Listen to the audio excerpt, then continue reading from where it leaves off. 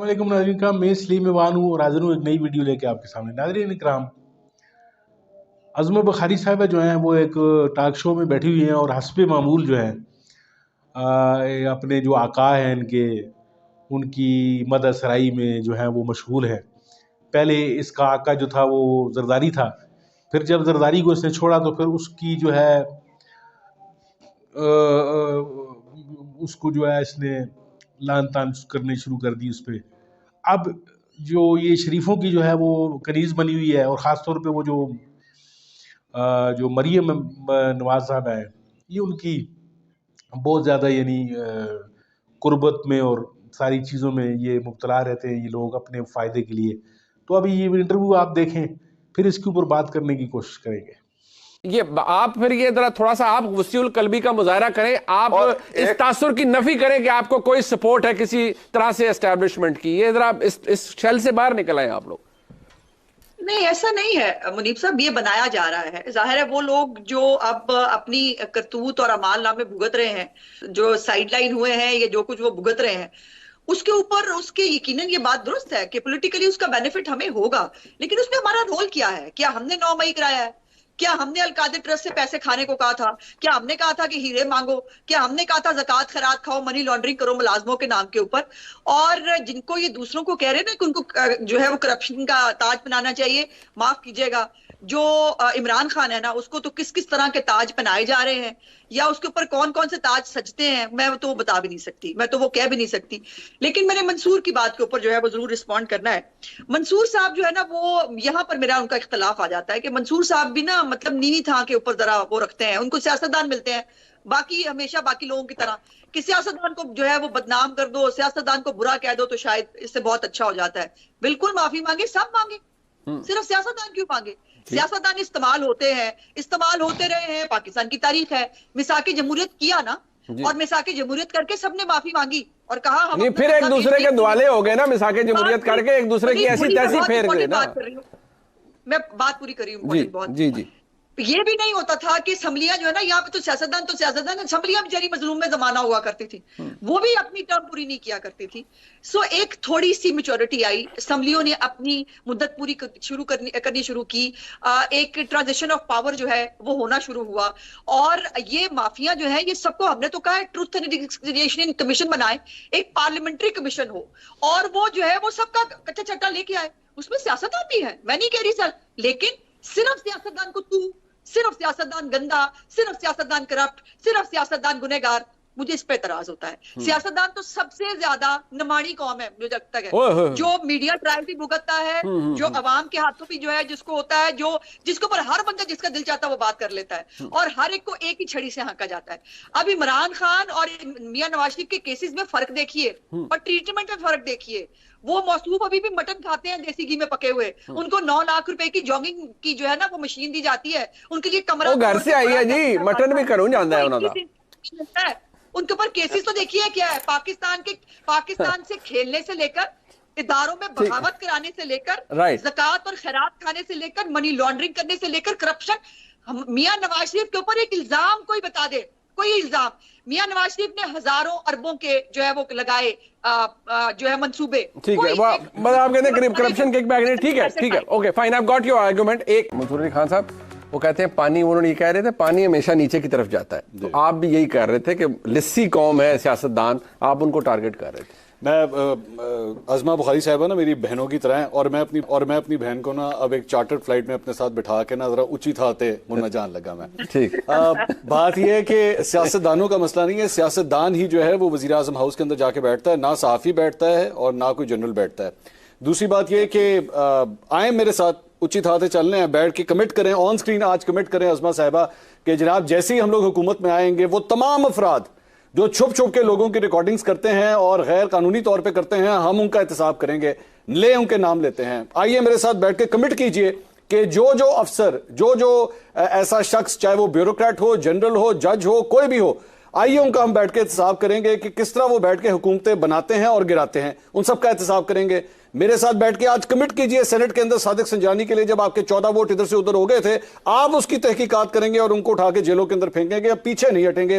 میرے ساتھ کریں آج اس بات کی کمٹمنٹ کہ آپ لوگ جو ووٹ کو عزت دو کی بات کرتے تھے آج وہ ووٹ کو عزت دو کدھر گیا ہے, اور جن جنرلوں کے نام جو ہیں وہ آپ کے قائد نواز شریف صاحب نے گجرانوالہ کے اندر لیے تھے, آتے ساتھ ہی پہلے ہفتے کے اندر ان کے ہاتھوں کے اندر ہتھکڑی ڈال کے آپ ان کو اندر کریں گے. آپ میرے ساتھ یہ کمٹمنٹ کیجئے. میں سیاستدانوں کا آج سے نام ہی لینا بند کر دیتا ہوں. سیاستدان کا نام صرف اس لیے لیا جاتا ہے کیونکہ ان کو لوگ ووٹ ڈالتے ہیں. جب الیکشن میں آپ لوگ کھڑے ہوتے ہیں آپ کو ووٹ ڈالتے ہیں, آپ سے یہ ایکسپیکٹ کرتے ہیں. میں تو آپ کی جو لیڈر ہیں مریم نواز صاحبہ, ان کے ساتھ جب انٹرویو کیا تھا تو میں نے ان سے کہا تھا کہ جی کریں کمٹمنٹ کہ جیسے آپ حکومت میں آئیں گے تو جنرل باجوہ اور جنرل فیض کا احتساب آپ لوگ کریں گے.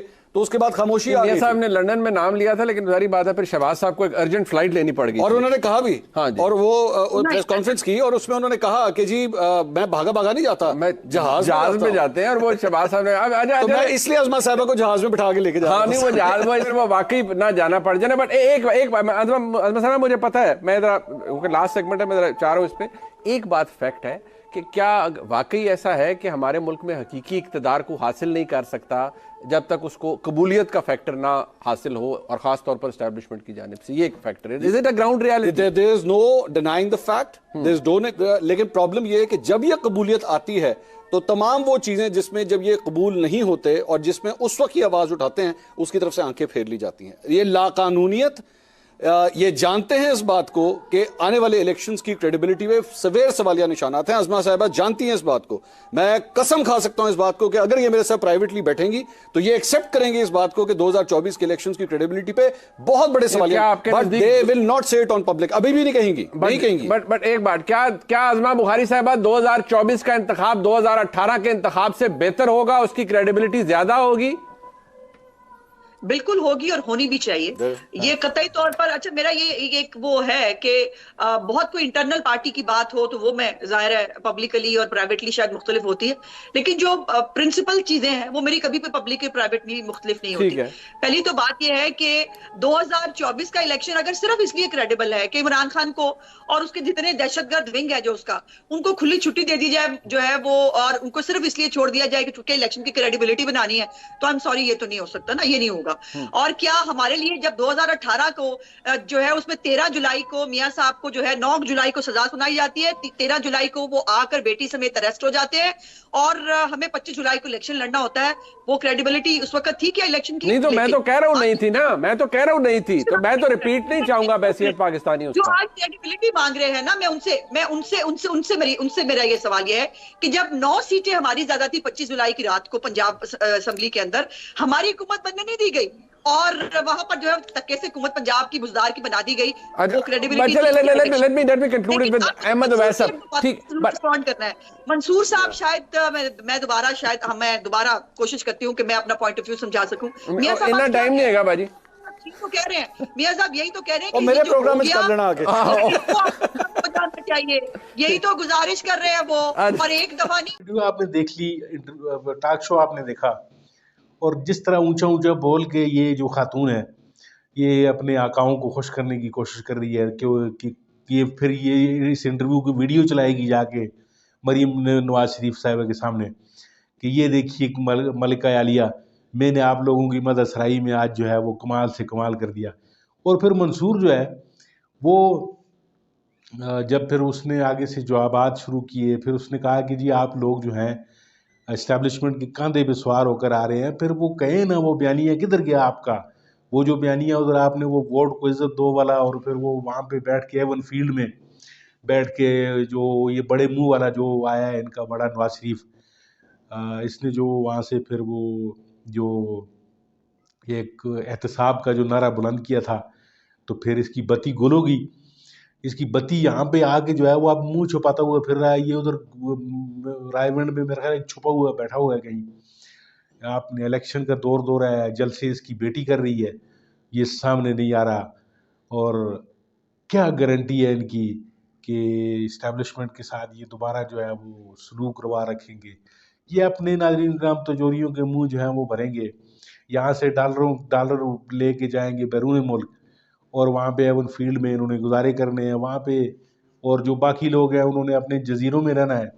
پاکستان کو جو ہے پاکستان میں ہم نے غریبوں نے رہنا ہے، یہ لوگ صرف پاکستان میں حکومت کرنے کے لیے آتے ہیں.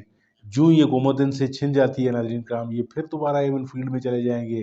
یہ دوبارہ جو ہے وہ جو جزیروں کے مالک ہیں وہ جزیروں میں جا کر بیٹھ جائیں گے، وہاں پہ اپنی مچھلیاں پکڑیں گے، بوٹوں میں سیر کریں گے، اور اس پاکستان کو جو ہے ہم غریب جو ہیں ہم نے ہی اس کو سہارا دینا ہے. تو ناظرین کرام کوشش کیجئے کہ جو 8 فروری کو جو انہوں نے ایک الیکشن ہی کہہ لیں، اسے ڈرامہ کہہ لیں، کچھ بھی کہہ لیں، لیکن اس میں آپ ضرور حصہ لیں تاکہ جمہوریت ہی اس ملک کا واحد حل ہے. ناظرین کرام آپ کا بہت بہت شکریہ، آپ نے میری ویڈیو دیکھی. میرے اس چینل کو ضرور سبسکرائب کیجئے اور میری ویڈیو کو لائک بھی ضرور کیجئے. آپ کو